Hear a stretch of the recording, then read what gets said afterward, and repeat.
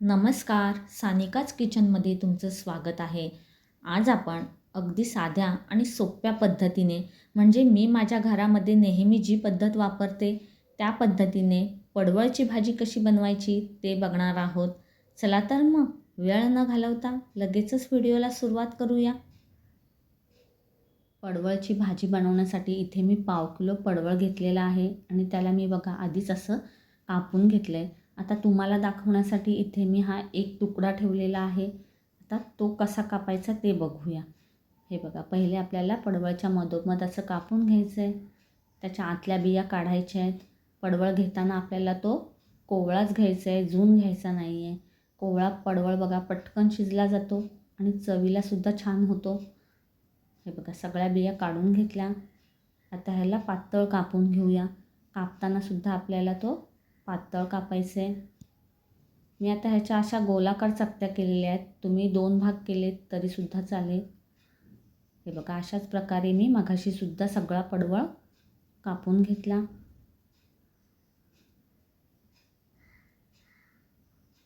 आता हा कापलेला पडवळ आपल्याला ह्याच्यामध्ये घालायचा आहे.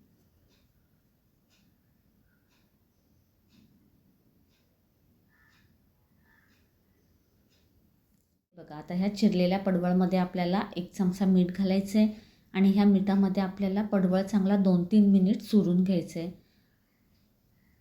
पडवळला पाणी सुटेपर्यंत आणि तो मऊ पडेपर्यंत ह्याला 2 मिनिट चुरून घेऊया. हे बघा, पडवळ मस्त मऊ पडलेला आहे आणि पाणीसुद्धा सुटलेलं आहे बघा आणि हलकासा रंगसुद्धा त्याचा बदललेला आहे. आता ह्याला 2 ते 3 वेळा पाण्याने स्वच्छ धुवून घेऊया. हे बघा, 2 वेळा आपण हिला पाण्याने स्वच्छ धुवून घेतलं. आता आपल्याला काय करायचं आहे, हिला घट्ट पिळून घ्यायचं आहे. हे बघा, ह्याच्यातलं सगळं पाणी काढून टाकायचं आहे आणि हिला अशी घट्ट पिळून घ्यायची आहे. सगळी भाजी आपल्याला अशाच प्रकारे घट्ट पिळून घ्यायची आहे. हे बघा, ह्याच्यामध्ये मी काढून घेते. आता हिलासुद्धा मी अशाच प्रकारे घट्ट पिळून घेते. हे बघा, हिला ना मी चांगलं घट्ट पिळून घेतलं आणि सगळं पाणी ह्याच्यातलं काढून टाकलं. आता लगेचच भाजी बनवायला घेऊया. त्यासाठी गॅसवर एका कढईमध्ये मी 2.5 पळी तेल घातलं आहे. पडवळच्या भाजीसाठी मला तेल थोडं जास्त लागतं, त्याच्यामुळे मी 2.5 पळी घातले. तुम्ही तुमच्या आवडीप्रमाणे कमी जास्त करू शकता. आता ह्याच्यामध्ये आपल्याला 3 ते 4 ठेचलेल्या लसूण पाकळ्या घालायच्या आहेत.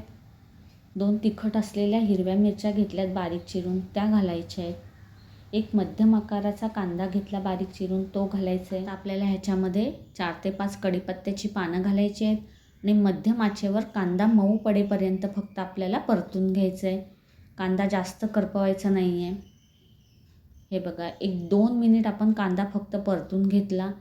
आता ह्याच्यामध्ये आपल्याला चिमूटभर हिंग घालायचं आहे.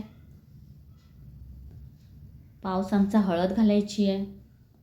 हिंग हळद घातल्यानंतर थोडी परतून घेऊया. आता ह्याच्यामध्ये पडवळ घालून घेऊया.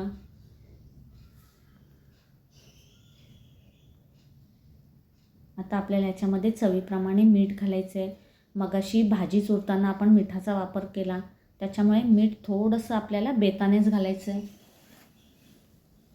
आता हे सगळं आपल्याला मंद आचेवर चांगलं मिक्स करून घ्यायचं आहे. हे बघा, आपण 1 मिनिटभर हिला चांगली परतून घेतली. आता ह्याच्यावर आपल्याला एक खोलगट झाकण ठेवायचं आहे आणि झाकणामध्ये पाणी ठेवायचं आहे. आता इथे मी स्टीलची कढई वापरली आहे, त्याच्यामुळे मी झाकणावर पाणी ठेवते आहे. कारण स्टीलच्या कढईमध्ये बघा कोणताही पदार्थ असू द्या तो करपलाच जातो. आता बघा, पाणी ठेवल्यानंतर मंद आचेवर 5-6 मिनिट ह्याला वाफ द्यायची आहे. हे बघा, 5-6 मिनिट झाल्यानंतर ह्याच्यावरचं झाकण काढलं. आता भाजी एकदा परतून घेऊया. आता बघा, पाणी ठेवलं होतं त्याच्यामुळे भाजी करपली गेली नाही. आता परत आपल्याला मंद आचेवर हिच्यावर झाकण ठेवायचं आहे आणि आता झाकणात पाणी न ठेवता आपल्याला 1 ते 2 मिनिट तिला वाफ द्यायची आहे. मंद आचेवर आपण हिला 1-2-3 मिनिट वाफ दिली. आता एकदा परतून घेऊया. हे बघा, भाजीला असं थोडं तेल सुटलं आहे. मला पडवळच्या भाजीमध्ये थोडंसं तेल जास्तच लागतं. आता ह्या भाजीमध्ये थोडं कमीच पडलं आहे, पण ह्याच्यापेक्षा थोडं जास्त असतं तरी मला चाललं असतं. आणि आता इथे आपली बघा मस्त अशी चमचमीत पडवळची भाजी तयार झालेली आहे. गॅस बंद करूया. बघितलेत ना, अगदी साध्या आणि सोप्या पद्धतीने आपण भाजी केली. हीच पद्धत मी नेहमी घरात वापरत असते. तर मग आजचा व्हिडिओ तुम्हाला आवडला असेल तर व्हिडिओला लाईक करा, शेअर करा आणि अशाच छोट्या मोठ्या रेसिपीज पाहण्यासाठी सानिकाच किचनवर जर नवीन असाल तर नक्की सबस्क्राईब करा. भेटूया अशाच एका वेगळ्या व्हिडिओमध्ये. तोपर्यंत धन्यवाद.